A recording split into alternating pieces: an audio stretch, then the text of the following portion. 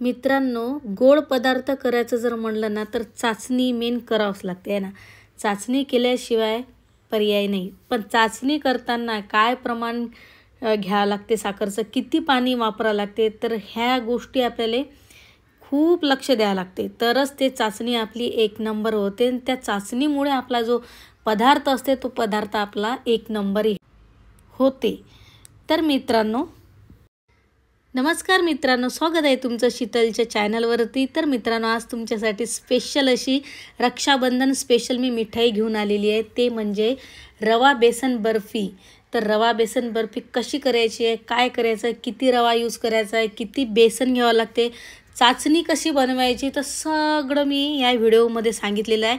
Please video शेवटपर्यंत बघा मित्रांनो, आहे ना. एक नंबर हे बर्फी होते. तुम्ही ट्राय करा तुमच्या घरी बी, कारण आता रक्षाबंधन आहे त्यामुळे मस्त गोडधोड तर आपल्या घरी बनतेच. तर चला मित्रांनो, आपण रेसिपी स्टार्ट करू.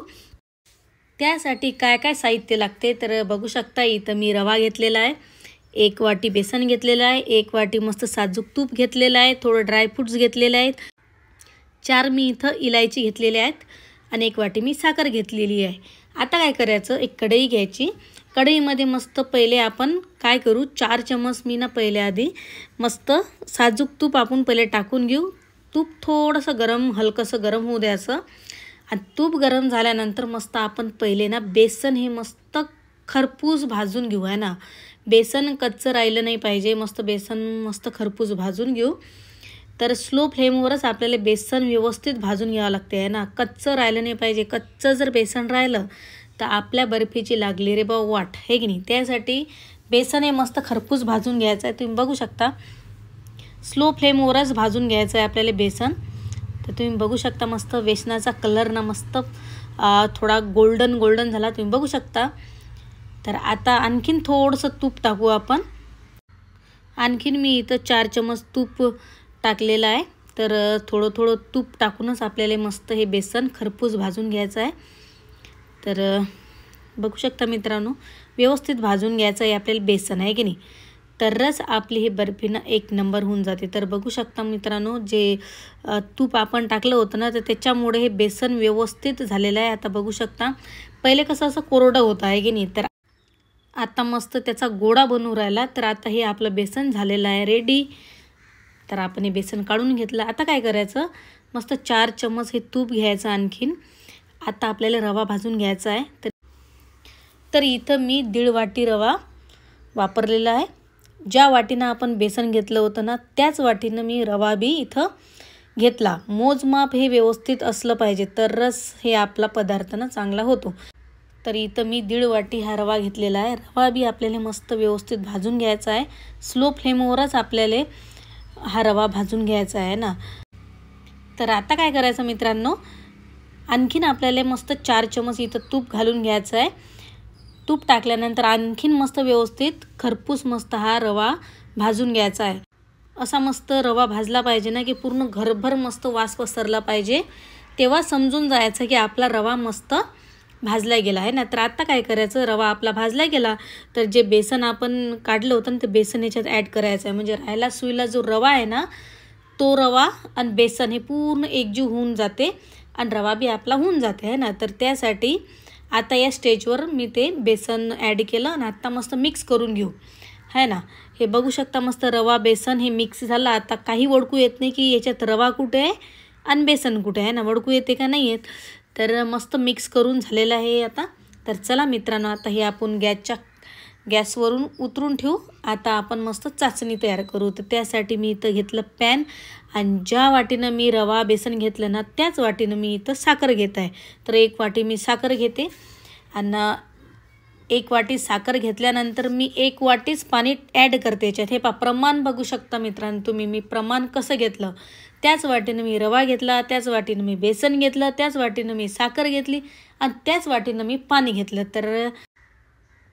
तर बघू शकता मित्रांनो 1 वाटी मी पाणी घेतलं. तर आता आपल्या हे चाचणी तयार करून घ्यायची आहे. साखर पहिले व्यवस्थित मस्त फिरून घ्यायची आहे ताकी पूर्ण साखर हे पहिले विरघळून जाते. त्यासाठी मस्त चमच असा मस्त फिरून घ्यायचा आहे. तर बघू शकता मित्रांनो चाचणीला मस्त उकळी आली आता. तर मस्त फिरवत बसावं लागते आपल्याला 5 मिनिट तरी. पाक हा आपल्याला ना फक्त एक तारी पाक हा आपल्याला करावा लागते. फक्त 1 तार निघाला पाहिजे असं आहे ना. जास्त असा तार निघेपर्यंत आपल्याला पाक करत बसा नाही लागत आहे की नाही. तर फक्त 1 तार असा निघेल अशीच आपल्याला हे चाचणी ठेवा लागते. तर बघू शकता मित्रांनो, मस्त व्यवस्थित आपल्याला फिरून घ्यायचं आहे. तर आता आपण चेक करू की चाचणी आपली तयार झाली का नाही. आपली 1 तार चाचणी झाली का नाही तयार, तर कसं समजायचं आहे ना. तर त्यासाठी काय करायचं, चम्मच असा घ्यायचा, थोडंसं थंड होऊ द्यायचं चम्मचले, थोडंफार काहीतरी. आणि मग ना असं बोट लावून बिलकुल असं 2 बोटानंतर असा तार निघाला पाहिजे.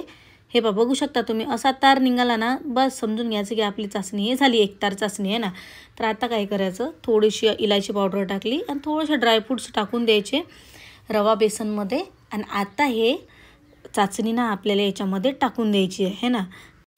चाचणी जास्त होऊ नाही द्यायची. तर हा जो पाक होता साखरचा, म्हणजे चाचणी जी होती ती आपण ह्याच्यामध्ये टाकली ना. तर काय करायचं, थोडंसं मिक्स करून घ्यायचं आणि हलकासा गॅस ऑन करायचा फक्त, बस हलकासा गॅस ऑन करायचा. आणि हे थोडा वेळ म्हणजे 3 मिनिट तरी मस्त मिक्स करून घ्यायचं, एकजीव करून घ्यायचं बिलकुल आहे ना.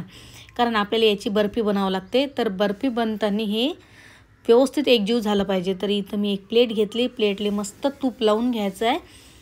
तूप लावून झाल्यानंतर हे बॅटर पूर्ण हे मिश्रण ना याच्यामध्ये प्लेटमध्ये आपल्याला काढून घ्यायचं आहे. तर हे काढल्यानंतर मस्त पूर्ण असं पसरट करून घ्यायचं आहे आपल्याला. मस्त हलक्या हातांना पूर्ण प्लेटमध्ये हे बॅटरना आपण मस्त फैलून देऊ.